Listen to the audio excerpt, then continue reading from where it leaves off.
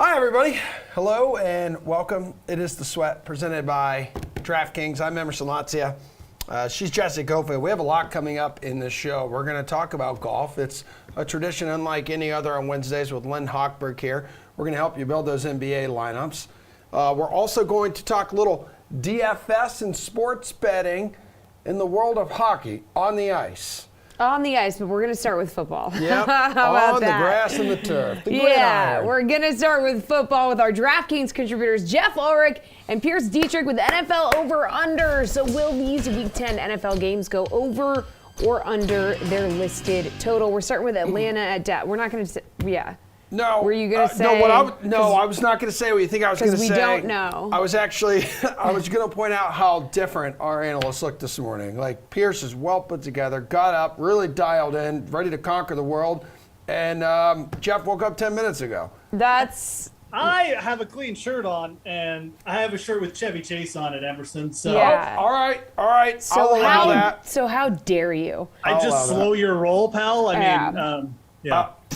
We were thinking maybe we knew OBJ's landing spot by now, but like we don't. The latest report is, I was at Diana Rossini from ESPN. Her sources are saying, honing in on the Chiefs, Packers, and the Saints. But of course, do you guys want to react to that? Like, Jeff, which one of those three would be the best spot for him? I mean, as Pierce said, the Chiefs just seem to sign everybody. I think the Packers, though. I really do feel like, this is the all-in spot. I mean, the Packers management have kind of just they've had their comeuppance. I mean, I think they realize that like this is it. So if Aaron Rodgers wants this to happen, I do think it'll happen. I think Odell obviously wants to go there. Quite frankly, I do think it's the best spot for him as well, playing alongside Devontae Adams, just being that guy who's probably going to be open downfield. Aaron Rodgers can just chuck it to him. I do think that's going to happen. I think the Packers might be on a little bit of a mission here. All this controversy off the field, sometimes it just tends to bring good things on the field. So, okay. I see what you're saying, Tom. Sorry, producer Tom in my ear. I know. I'm like talking out loud here. Pierce, can the Chiefs offer Beckham enough targets? This has been a great start to the show so far. Yeah. We're going to find out if Beckham's the true diva that we think that he is. I mean, is he willing to go to Green Bay and have a much smaller role? Is he willing to go to Seattle again? He's going to be not just second fiddle. He's going to be the third receiver, of maybe playing 50% of the snaps, but have a chance to win a championship. Or he can go to New Orleans and he's going to be the top dog, but he's going to have a terrible quarterback passing to him again. I don't really think, there's pros and cons to every single one of these. It just depends what matters to him. Does he want to win a championship? He's going to sign a new contract next year. He'll get money. He can be a superstar next season. I would go for the championship and sign with the Packers, who are pretty loaded for a team. All right. Let's move on to our over-under segment now. This is when we hit the reset button on the show. Okay. Atlantis. Damn it. Okay. Atlanta. 3, 2, 1. That was me putting together Atlanta and Dallas. Atlantis. So Atlanta at Dallas. This total is sitting at 54.5. Falcons have won 3 of their last 4. Matt Ryan's been on fire. Jeff, what's your take on this one? Remember last year's 40-39 shootout? Oh. Yeah, no, that's a good point. I mean, it was early last year, but when you look at Dallas and the trends, they're 24-16 over the last 3 years to the over. It's a team that still passes the ball a lot, still plays at a very fast pace. People probably look at this total and they say, well, I mean, Dallas came off against Denver last week. Dak's a little banged up, but Dak's also a week healthier here. This team just tends to be a little bit different when they play indoors. I've mentioned this with Amari Cooper before. You've got Atlanta, one of the worst teams in getting pressure in the league. Their corners have improved a little bit, but I don't think they're going to be able to stop both CeeDee Lamb and Amari Cooper here. You still got, and Dalton Schultz has turned into a reliable target. And really, if that doesn't work, they'll just pound Zeke against a bad rush defense. I think Dallas could put up 40 here, so I'm going to lean over. And Matt Ryan is playing well. I'm sure Pierce will throw cold water on this and take the under, but I do like the over in this one. Yeah, Pierce, Jeff makes a good point. Dak Prescott probably going to be sharper in that second game back from a calf injury. So do you think this could hit the over, or are you going to pour cold water on it? I'm going to pour some cold water on this. Now, I agree Dak will be sharper, and the offensive line for Dallas is playing pretty well. And I'm much more bullish on the Dallas Cowboys offense to score some points. although they have been kind of up and down. I mean, we just look at last week. They weren't really terrible last week. They just had some 3-and-outs, just didn't put together good drives. And when they started clicking at the end of the game, although it wasn't garbage time, they were able to move the ball. Dak didn't face a big pressure rate. So it's not really the Cowboys, it's the Falcons. This team is just not really that good. I know Matt Ryan has looked good recently, but you got to look at the schedule. Yes, they've gone over in 5 of their last 7, but they're facing bad teams, and they're winning games against bad teams. And I know people are going to say, well, the Saints, that was a good team. They won last week. They had 3 drives. If you go back and look at that game, they did nothing. They had 3 successful drives, and that enabled them to win the game. I think their leading rusher had, like 12 yards? That doesn't scream over to me when your lead rusher rushes for 9 carries and 12 yards. And I know Dallas allows opponents to score a bunch of points, but I don't have very much faith in this Falcons team. Much more faith in the Cowboys. End of the day, 55 is a big number to go over. How much faith do you have in the over? We're talking now between the Vikings and the Chargers, Pierce, now at 53. I like the over here. Minnesota has gotten themselves into quite a few overs lately, and the Chargers' run defense is terrible, so it's going to open the door for Dalvin Cook if he plays. If he doesn't play, either way, the Vikings have tons of weapons on offense, and they've proven they can score points. They've proven they're going to let their opponents score points. But back to the Chargers, they're allowing 25 points per game. It's just these defenses are not very good. The Vikings' defense got carved up by Cooper Rush. Is that the right guy? They've been carved up by they played poorly last week. They got out to a quick start last week and then blew that game. So both these defenses are allowing their opponents to score points. This isn't really that big of a total. Both the offenses have plenty of weapons. It just comes down to, do the Chargers show up? They've got the weapons to really score a ton of points every single game. But it's kind of the whole is greater than the sum of the parts. Well, it's the opposite for the Chargers. They have all the parts, but they don't often put it together. So if they put it together this week, they should easily clear the over here. All right, Jeff, do the Chargers put it together enough for the over to hit? I mean, I don't even know if they have to put it together. I kind of hope they don't. I mean, I am on the over. I like the over on this one better than I like the over on the first one. I mean, these are two defenses who are they're really not good. They're not good at limiting the big plays. We saw it with Minnesota again last week. They just can't get stops when they need to. They allow the big downfield plays in the passing game. You've got the Chargers coming in. I mean, they're using Austin Eckler almost every down now. Keenan Allen's starting to pick things up. We haven't seen from Mike Williams, but he probably picks it up in the spot too. I mean, it's hard to see these offenses not winning out against the defenses. I mean, regardless of who starts at running back for Minnesota, this is a terrible Chargers rush defense. So we can see big chunk gains there. You're just expecting a fast-paced game here between two teams that play at pretty fast paces.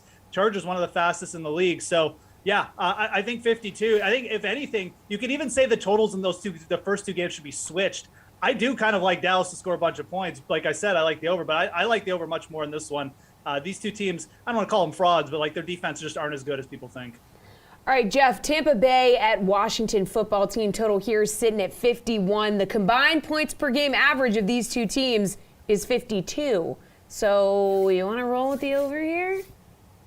It's pretty hard to take under on Tampa Bay games right now, isn't it? I mean, I really don't want to trust the Washington football team to get me 17 points, but I think you have to. I mean, this Tampa Bay team, they just throw the ball all game. So, they're 5-3 to the over this year. It's 51. It's a big total, but I mean, we know what Tampa's going to do, and they're coming off a bye week, obviously, with Tom Brady. They may be getting Antonio Brown back. Actually, I don't think they're going to be. I think he's still in a walking boot, but it doesn't really matter. Chris Godwin, the Washington football team basically don't have a secondary. That's how bad they're playing. Chris Godwin out there now averaging 11 targets over his last 2 games. I don't even need Antonio Brown. So all things considered, this is a spot where Tampa's probably going to put up 30-plus points. Do you trust Washington enough? I'll say yes. I mean, Taylor Heineke's been moving the ball with his legs. Again, I don't like this one as much as the Chargers game, but I just don't know how you take unders in Tampa Bay Buccaneers games right now. Pierce, any way you can take an under with the Bucs here? Yeah, it's tough to take an under in a Tampa game, but it's even tougher to take an over in a Washington game. And Jeff's right. Tampa's going to score their points. Tom Brady will probably lead 4 or 5, maybe 6 touchdown drives. But can Washington do the job? Feels a lot like that Kansas City game a couple weeks ago where we just need, Taylor Heineke against one of the worst defenses in football to have 3 decent drives, and he could not deliver. You look at their last 3 games, not only has Washington not covered the spread, but they've also gone under in every one of those games. Tampa is fine. Tampa will move the ball. They will have no problem with this Washington defense. But I cannot trust Taylor Heineke. I can't believe Jeff is trusting this guy. How much trust do we have in the Bills after that really pathetic 6-point performance against America's team, the Jacksonville Jaguars? They're now in the Meadowlands facing the Jets here, Jesse. 47.5 points looks like the total is right now in the DK Sportsbook. Oh, yeah. Jeffrey, what do you think? Easy under. Easy. I mean, nothing's easy, but I am going to lean under here. Like, I've been burned by the Bills 2 weeks in a row, suggesting, they're going to blow these teams out, these weak teams. They're not blowing anyone out. I mean, I do think they're going to win this game easily eventually, but Josh Allen now averaging 7.7 yards only per pass attempt on the season. That's down almost a full yard from last year. They're not having as much success throwing the ball downfield. I mean, I don't really know. This game is up for debate in the fact that we don't know what the Jets are going to bring. We know they've been terrible and allowing a bunch of points, but like, how can you trust the Bills to just come in here and throw 30 points on after they haven't done that against two equally bad opponents over the last 2 weeks? There does seem to be a bit of issues up front with the offensive line with the Bills right now. This is probably a line I just stay away from personally, but I would lean under here. I don't think this one's come down enough. And again, do you really want to trust the Jets to get you 10, 13 points here? I don't. All right, Pierce, the only thing I'll say there with some trends, totals hit the over in each of the Jets' last 5 games and the over 9 of Buffalo's last 13 away games. Yeah, well, I'm just going to trust the trend. Like, I know we're having trust issues, but the thing that I'm going to trust is what these teams are doing in recent form. And I suppose we can trust that the Jets will allow points. Their defense has been terrible, but again, as Jeff mentioned, the Buffalo offense, not quite rolling, but this is a good get-right spot. Even if the Buffalo Bills still get it together, kind of like we expected last week against Jacksonville, they didn't quite do that. But even if they do get it together and the right Josh Allen shows up, will the Jets score any points? And that was the issue last week. I was completely wrong with the way that game played out, but I was right when betting the under. I thought Buffalo would score and the Jags wouldn't. Well, the Jags didn't really score any points, but Buffalo also didn't score any points. So we could have a situation again where Buffalo wakes up, but yet the Jets offense is unable to do anything against the Bills. The Bills defense was fine last week, 118 yards for Trevor Lawrence, 3.2 yards per carry for Carlos Hyde. Bills defense is fine.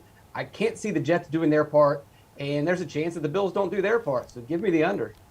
All right, finally, Carolina at Arizona. Jeff, only 44 points in this one. Ooh.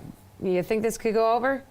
44.5, rather. This is a really low total, isn't it? They're just begging us to go over on this. But I smell a trap. I'm good at that, right? So I'm actually not. I am going to lean under here. I mean, these are two slower-paced teams, especially the Carolina Panthers, one of the slowest-paced teams in the league. And I mean, are they going to just pick up the pace now that Sam Darnold is potentially out? No, I don't think so. I think they're going to try and make this game as ugly as possible. They do have a pretty good rush defense as well, although it's been eroding a little bit of late. I think the worry here is, you get like a semi-healthy Cardinals team that kind of gets their jive back. But I just don't think that's going to happen this week for the Cardinals.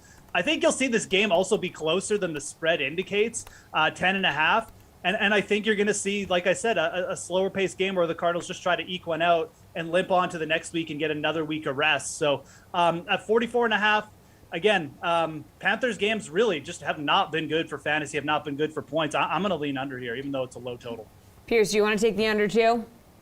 Yeah, absolutely give me the under here. And dare I say that maybe Cam Newton wasn't the problem. Maybe Sam Darnold isn't as bad as we think. Maybe it's that offensive line, which has been terrible for the last several seasons for Carolina, that's holding them back. Darnold's dealing with a 30% pressure rate, which is the worst in football. He's been hurried 49 times, which is the worst in football. Now, he hasn't done himself any favors. He holds the ball the second most. He may not even play in this game, but I can't imagine that P.J. Walker is much of an upgrade. And then, since we're throwing everybody under the bus, the Panthers receivers dropped the ball at a 7% rate, which is also the worst in football. So not only are they slow, but they're just not good. This offense has not been as productive as it was billed to be last season. And under their new whiz kid offensive coordinator, it still isn't quite taking off. It's a bad offense. They've got bad weapons, and they've gone under in 7 of 9 games. So and then they're facing the second best defense in football that's got injuries and is probably going to be paced down, playing it safe as well. Yeah, I know 44 is low, but it may go well under the 44. Second lowest total on the Week 10 slate, and both our guys are taking the under. All right. Wow, that is something else right there. And that, everybody, is the cleanest block in the Sweat's history. We're not well today. No, we're really not. Yeah. We're helping you build those hockey lineups, though, coming up. Pierce, I think you're done, right? You're done for the show, but Jeff, you're actually going to be here for... Pierce might not just come back with that performance, guys. Yeah. There's more where that came from, Jeff. Oh, yeah. Hang on there, pal. We got to take a break. We're going to help everyone build those hockey lineups, golf lineups. And speaking of the Houston Open that tees off tomorrow, here's Jason Sobel of the Action Network. Another week of talking golf, and who better to be joined by, of course, than the Action Network's Jason Sobel. Jason, how's it going? I'm terrific today. How are you, Adam? I am great. Of course, we are coming up upon here the Hewlett-Packard Enterprise Houston Open. Of course, that is taking place in Houston, Texas, and you have to start right there toward the top of the board. You got Sam Burns on the DK Sportsbook. He is plus 1,200 to win this event. He has been hot, 3 straight top 15 finishes. How do you look at him here? Adam, I love Sam Burns. I love everything about him. I'm on the record as saying I think Sam Burns contends in his first Masters next April. I think Sam Burns makes the U.S. Ryder Cup team in 2023. I am all in on Sam Burns. Fantastic player. As you mentioned, 3 straight top 15 finishes. I'm just not in on Sam Burns' number this week. Boy, that is a low price, a short price for Sam Burns at the top of the odds board this week. And so I'm going to fade him with some trepidation. Now, if you want to go after him for a top 10, a top 20, at a very conservative number and conservative play, I'm okay with that. But I'm not betting Sam Burns as an outright at just 12-1 this week. How much are you paid by the time that you say Sam Burns? How much are you paid by the time that you say Hewlett-Packard Enterprise Houston Open? Touche, my friend. Let's keep going. Let's keep talking to some degree about Sam Burns, because while he is the favorite, while he does look good, at least to some degree, going into this weekend, he is not the only guy that we are going to talk about. How about Tony Finau? He's another high-profile guy going into this event. He's not been great in recent memory. I mean, obviously, there was the Ryder Cup. That was good. But other than that, some of these tournaments, not where he'd like to be. How do you feel about Finau going into this one? So I liked Tony Finau last week on a shorter course at Mayakoba. Didn't play great. He finished somewhere in the 40s as his final result. Nothing terrible, nothing great. I do like Tony on a longer golf course as well. Not one of my favorites this week. I'm probably not chasing him, but I think big things are right around the corner for Finau. So again, it's with a little trepidation that I fade him this week. I mean, it's not like I don't like him. I like Tony Finau all the time, but this week, there are some plays that I like a little bit better, but Finau is capable of winning on any given week. He really is. Finau is a plus 2,500. Behind him, Brooks Koepka at plus 2,800. And, you know, he's someone, again, hasn't been exactly where he would like to be going into this thing. He performed pretty well at the CJ Cup not too long ago. But aside from that, what's your view on him? Okay, so a few things for Brooks Koepka this week. First of all, he worked as a consultant under Tom Doak when they were renovating Memorial Park, where they're having the tournament this week. Brooks kind of puts his hands up a little and says, I didn't do that much. I consulted a little bit. They asked me some questions. I helped out, but I didn't do that much. That said, he played when it returned to this course last year and finished in a share of 5th place after a run of some not great results going into that one. I'll throw on top of that the fact that he missed the cut last week, which for a lot of players, that would mean, well, he's probably not playing that well. That said, in his last 4 missed cuts, his following start, Brooks Koepka has finished 1st, 2nd, missed cut, and 4th. And so if there's anybody that's going to bounce back very, very quickly from a missed cut, it's Brooks Koepka. Now, the caveat here is a couple of those were major championships where he always tends to play better than he plays in the regular event. So we'll see if that carries over to a non-major championship this week. But again, if there's someone who can come back from a missed cut the previous week, I think Brooks Koepka can be that guy on a course that suits him a lot better than that one did a week ago. What are some long shots that you're backing here for the Houston Open? I have so many long shots on the card this week, Adam. So Please. I think it's really important this week.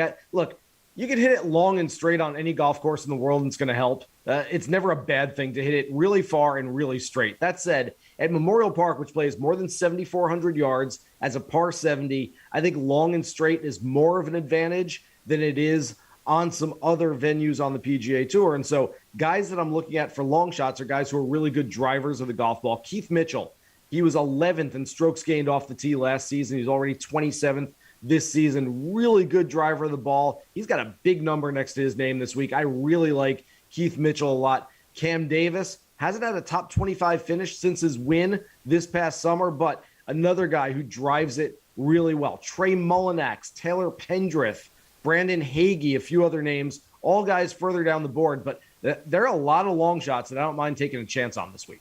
Okay, so you like the long shots, but you can't possibly like everybody here, Jason. So who are you fading?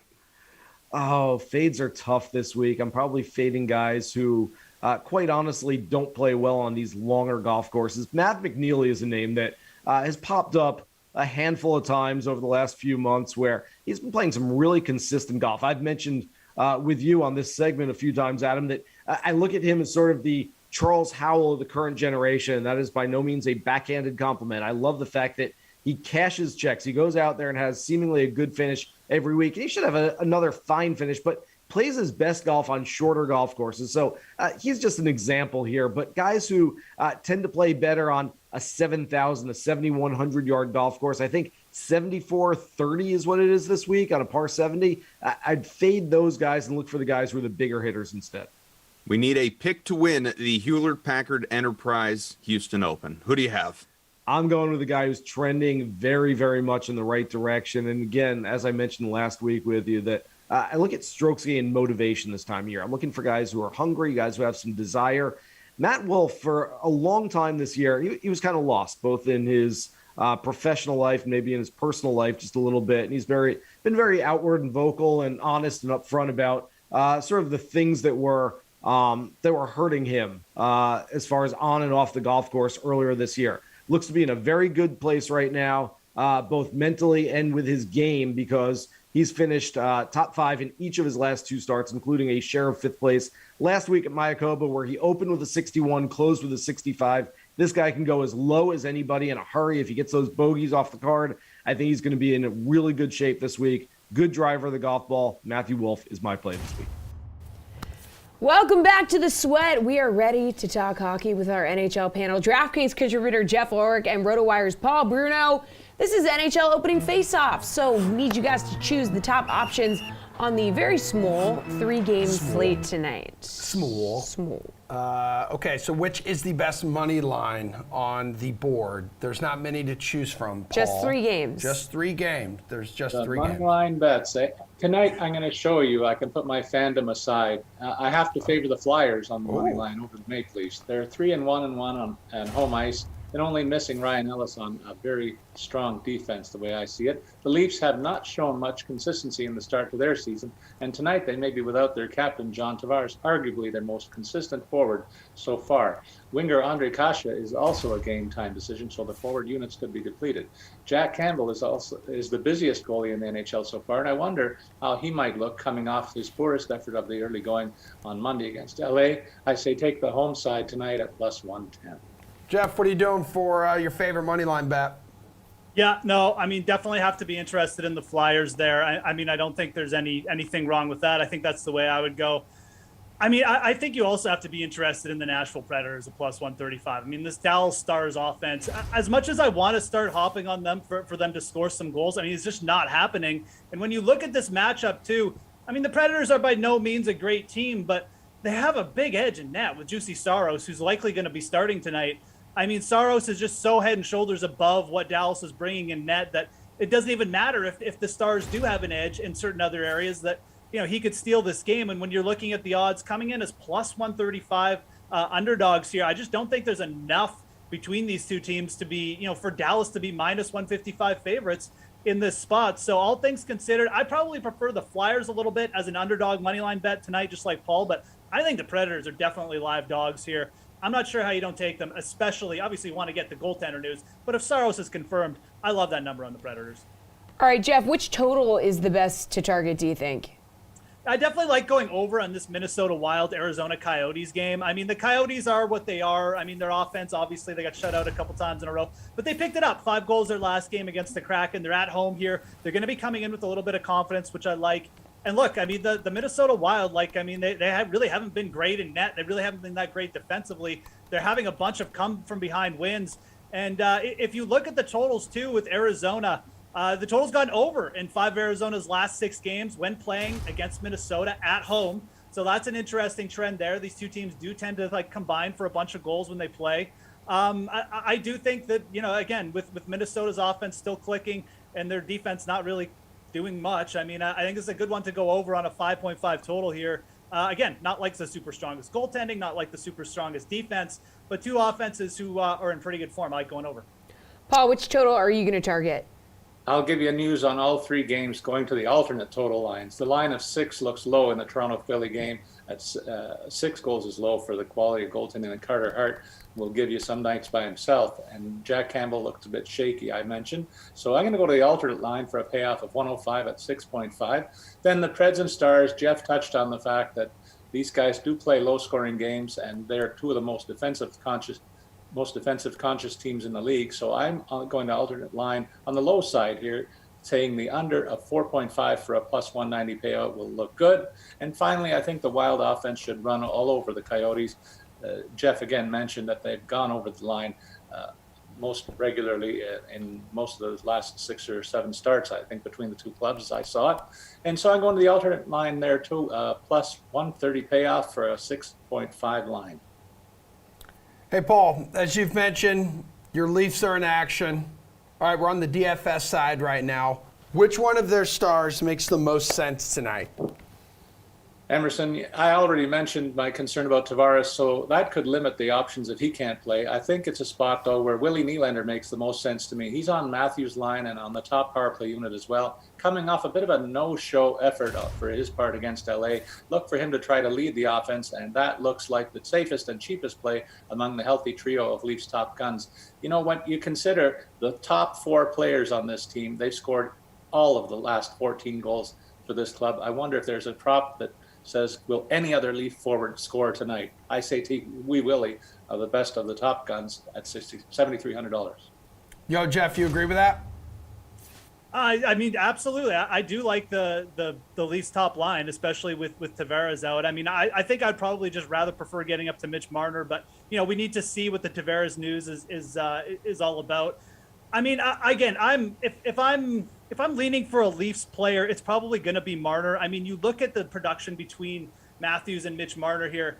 It's been very similar. Marner has been lights out with Tavares, so it's a little bit scary that he might not be in the lineup, but I'm going to trust it here. There's such a big gap between the price differences between the two. Marner's averaging basically the same amount of shots on goal right now that Austin Matthews is. His point production is just below Matthews, and that's with a really slow start. So I think Marner is the Leaf that I really want to target here, but realistically, getting a couple of them or getting a couple of them in your lap is fine. I do kind of prefer stacking the Flyers top center, Sean Couturier at 6K over Austin Matthews. It is a little bit risky to fade Matthews on a short slate like this, but Couturier for me, again, like a player who's just under Matthews in terms of DraftKings points per game right now. Really good value at 6K. Jeff, who's someone you like on the blue line on a short slate? Like we said, only 3 games. Yeah, Miro Heiskanen at 6K just looks like a really good value. I think it's between kind of him and Jacob Chychrun right there. But Heiskanen, realistically, he's just kind of like, in a lot of ways, he just is the Stars' offense. He got 4 assists in the last 2 games for them. He just does everything. He plays big minutes. You look at his shots on goal plus block shot rate. It's over 4.5 per game. That is elite for a defenseman, and he's still only 6K flat here. The matchup with Nashville is what it is. It's not. I don't think it's going to be a high-scoring game. Again, I mentioned the goaltending, but Heiskanen can get you there in so many different ways that I really do feel like he's a player you have to target. The other player I like, 4,400, Shade Gostisbehere.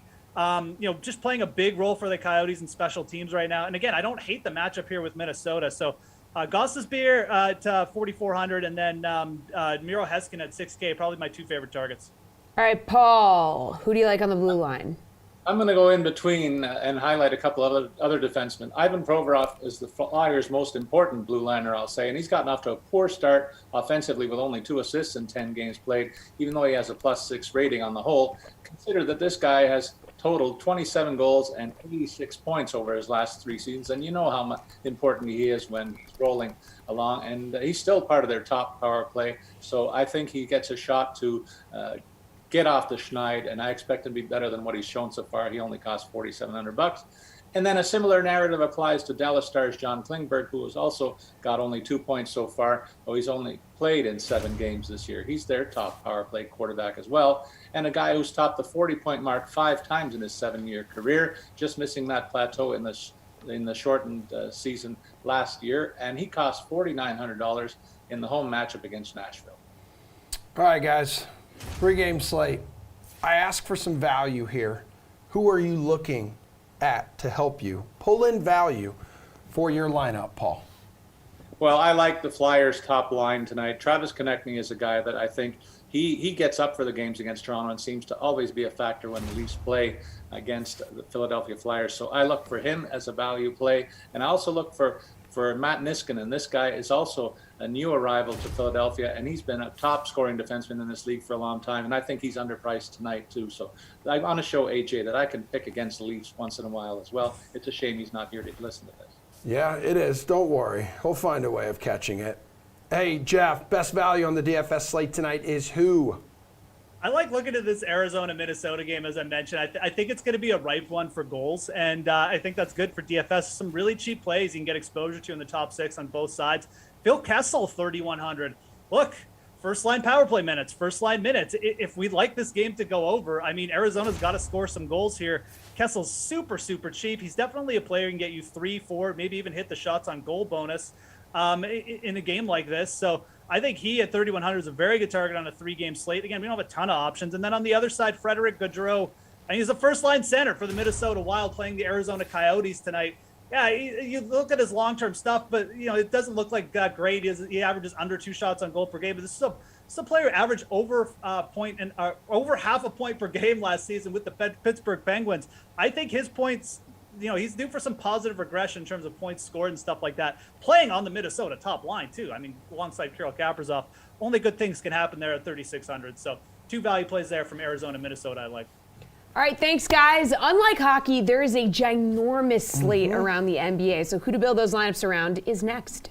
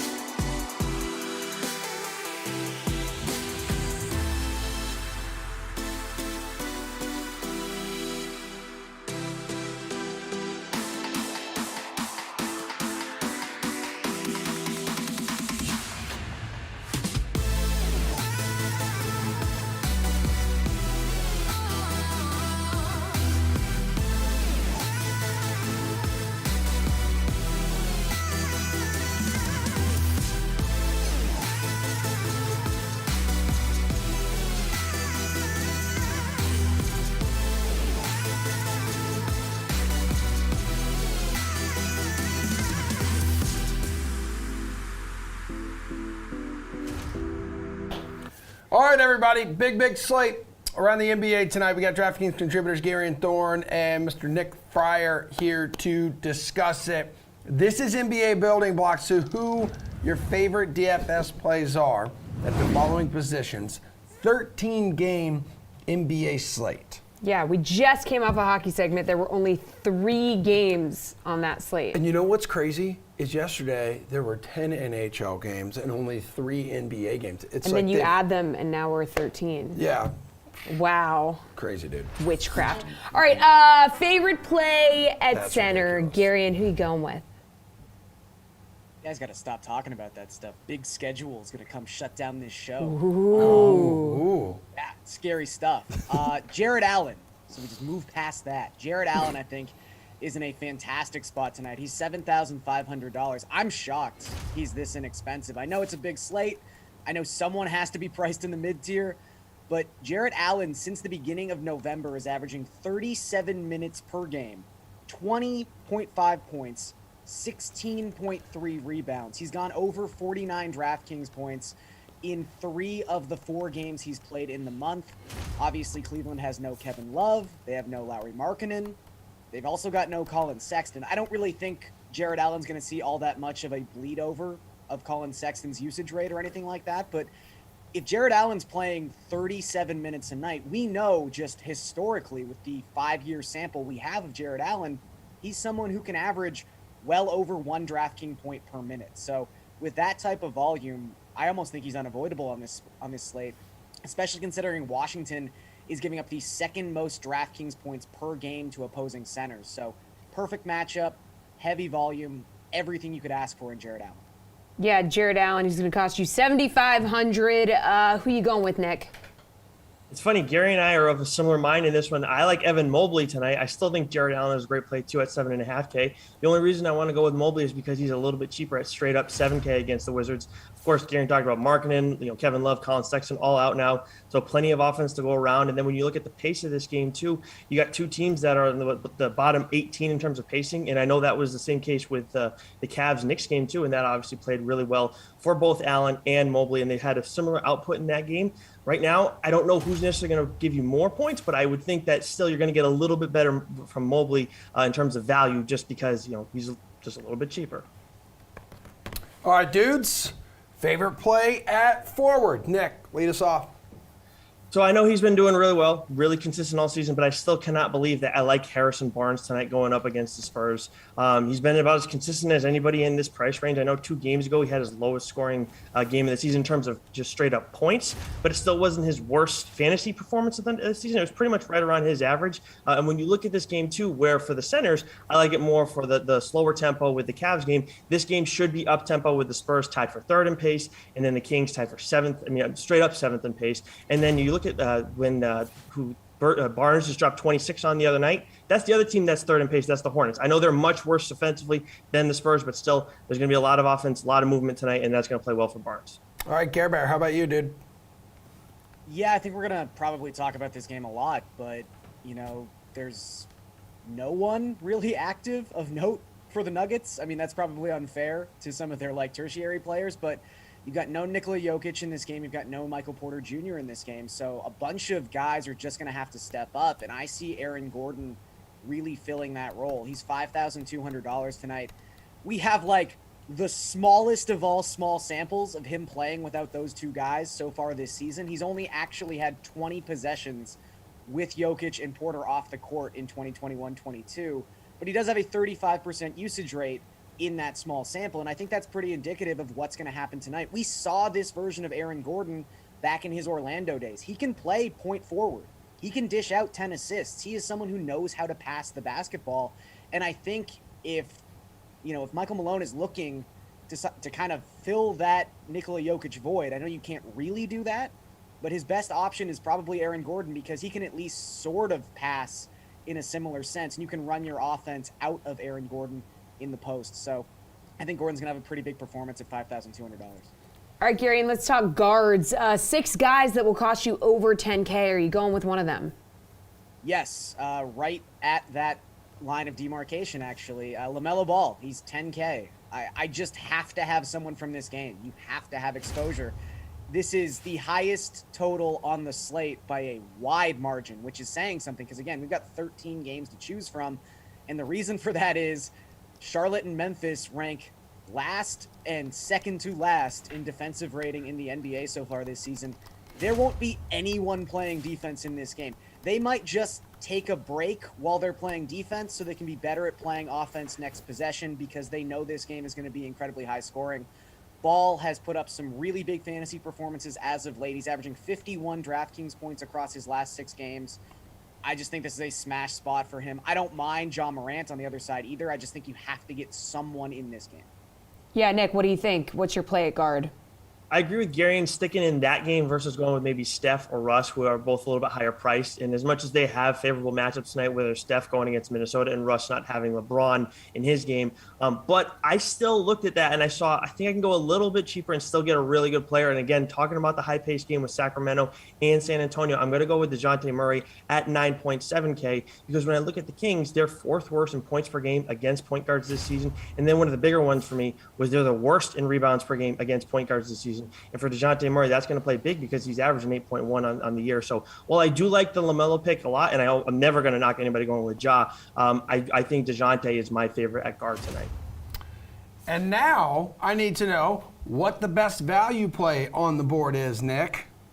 So I'm going to bring it back full circle. Of course, the Cavs game, you saw what happened the last time out with Ricky Rubio, of course, had a big game. And I understand people are going to want to chase him, making him a high value play tonight, a popular value play tonight. I still think he's worthwhile because the Wizards have given up a lot of points per game to opposing point guards. And I understand that that opposing point guards haven't done overall well from a fantasy perspective.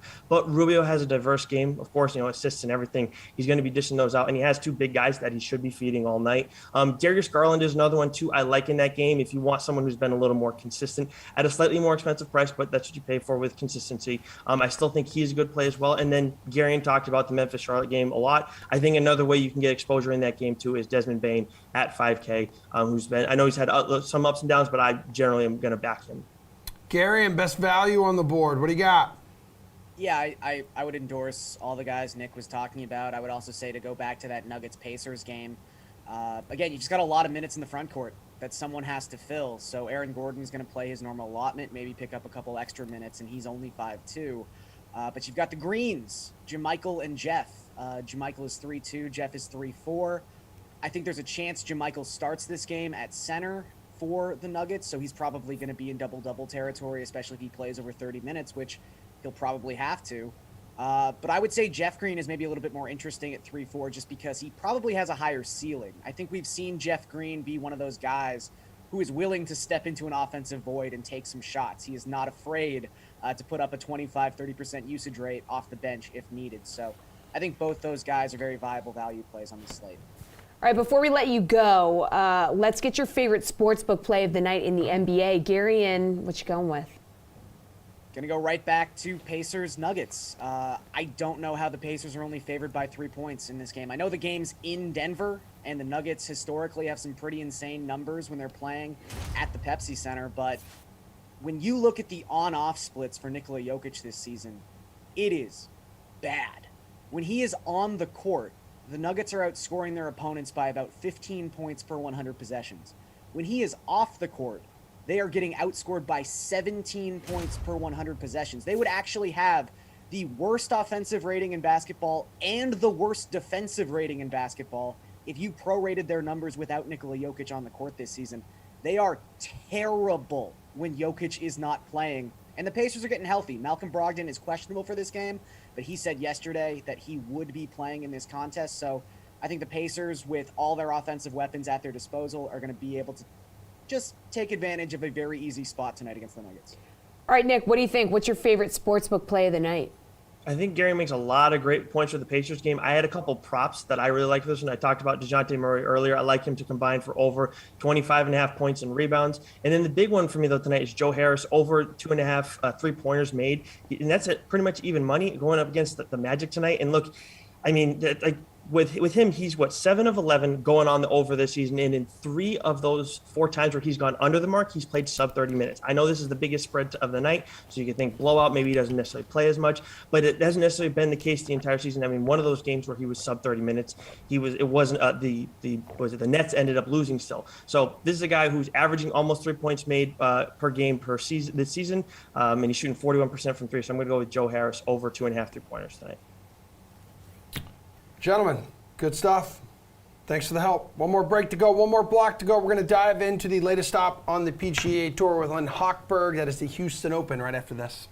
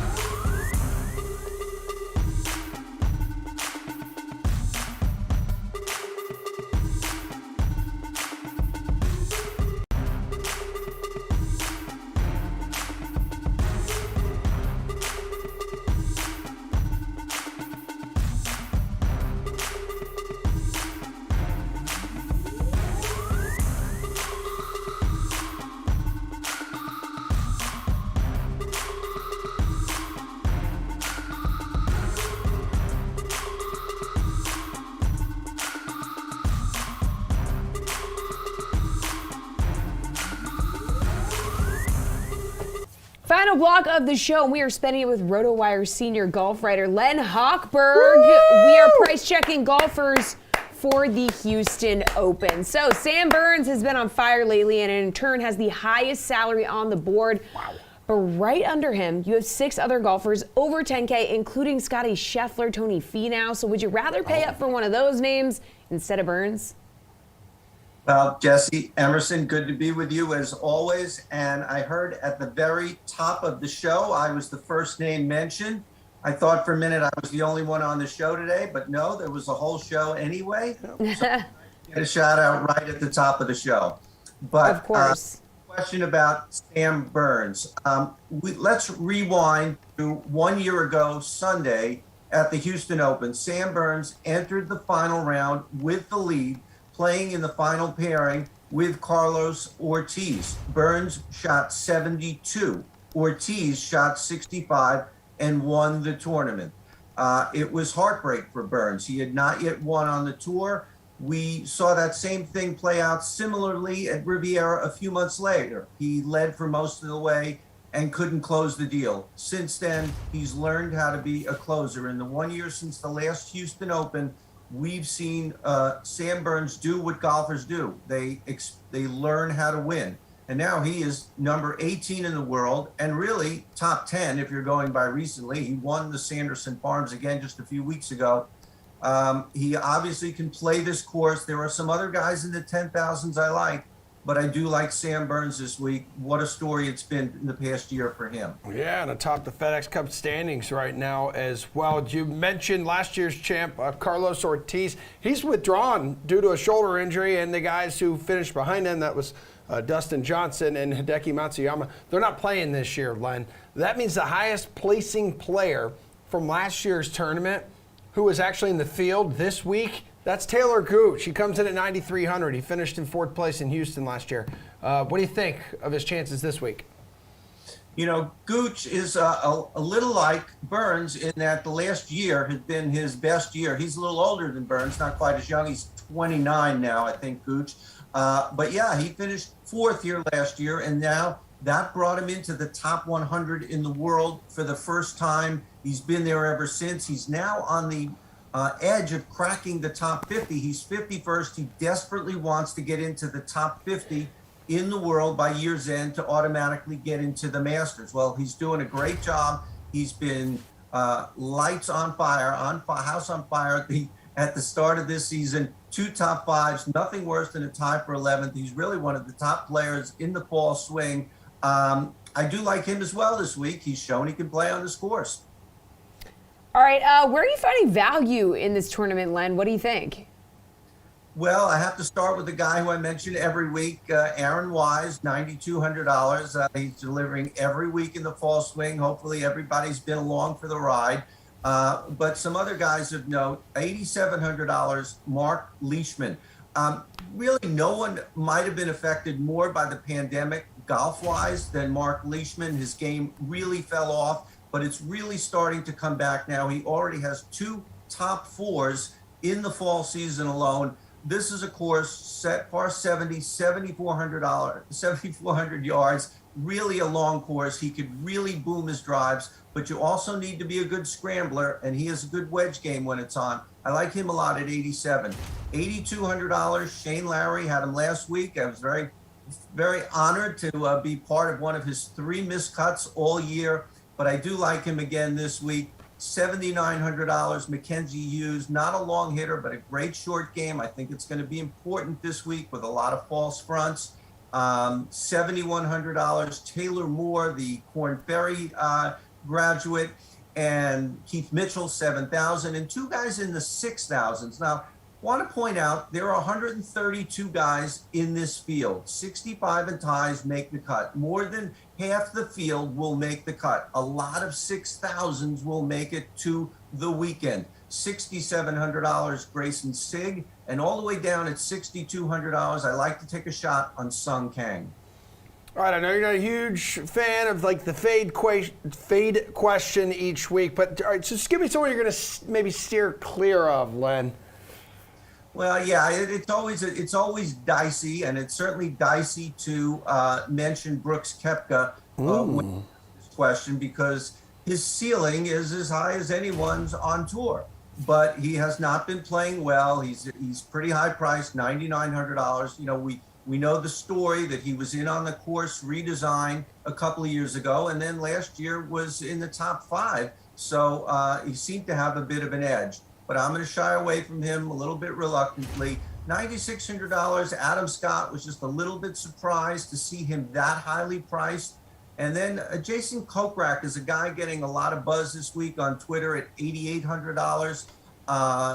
They say he plays well in Texas, and I guess he does. But he really hasn't been playing well anywhere since he won the Charles Schwab in May, Memorial Day weekend. He's not had another top 10. He's not on my list this week. All right, finally, who do you think will win the Houston Open, Len? Well, as I said, it's a long course, par 70, 7,400 yards. Cameron Smith is not the first guy to come to mind on that type of track, but he has played well on those types of courses. He plays well at the Masters every year. He was great at Memphis a few months back. And you're also going to need a strong wedge game at this course and a good putter. And you combine his wedge and his putter, and he is among the best on tour.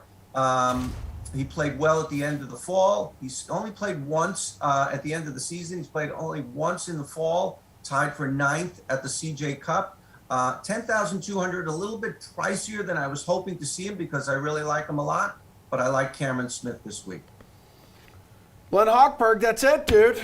Good talking to you as always every Wednesday. Give this man a follow on Twitter as well. He's on top of all the golf stuff throughout the week. Awesome. But that's a show. That is a show. Madden starting at noon. Okay. Broncos, Panthers, and then the slate at 5 p.m. with you. Yes. And I have with myself, with Jeff Ulrich and Reed T. Fowler, who has touched down. He has touched down in Jacksonville because he's going to be doing the PGA Tour Live stuff. And he has sent me a picture of the Chili's in the Jacksonville airport.